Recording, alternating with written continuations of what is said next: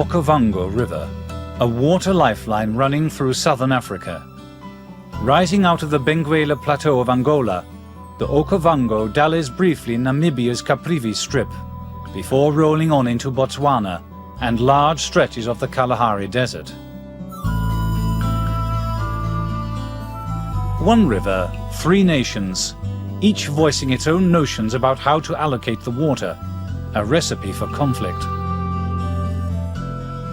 In 1994, Namibia, Botswana and Angola recognized that to effectively combat both drought and conflict, they would have to find a way to share their scarce resource. All was well until 1996, when Namibia proposed to construct a 1,000-kilometer water pipeline. The objective, to pump up to 20 million cubic meters of water annually from the Okavango River to Namibia's rapidly growing central area, including its capital city of Windhoek.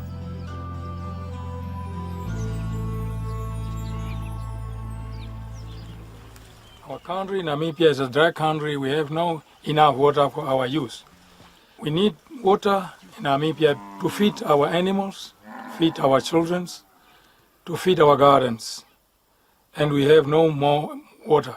We want water from far like this, from Botswana or from any country who can supply us enough water.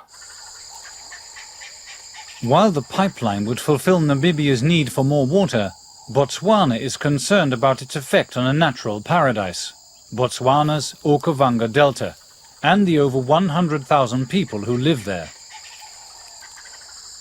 Many communities live in and around the delta. These same communities are very concerned that if the Namibian pipeline plan goes ahead, then there'll be less water coming through to them and their lives will be changed irrevocably. We think that the Namibian government should look at other alternatives before considering a plan that puts so many lives and the wildlife and the tourism industry at stake and might very well dry up the delta forever.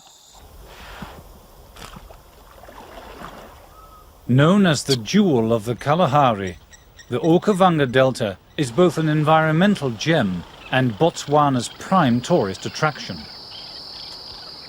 Here, the waters of the Okavango River turn the great thirstland of the Kalahari into one of the world's largest inland wetlands.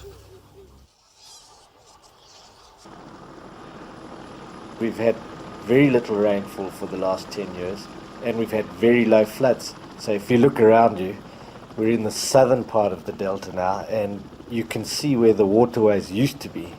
But as you see, there is absolutely no water. It's bone dry.